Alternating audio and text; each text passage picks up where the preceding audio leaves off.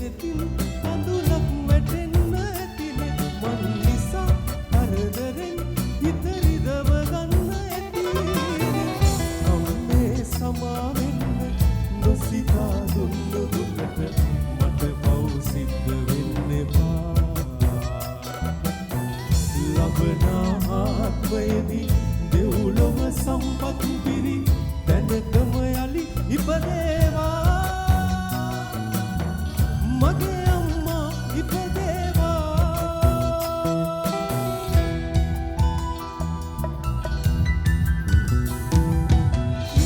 ඉරිය අරන් හැදුණු සඳ කිරණක් වාගේ අම්මාගේ පන අරගත් හැදුණු දිවිය මාගේ දෙවියන්ට අපේ අම්මා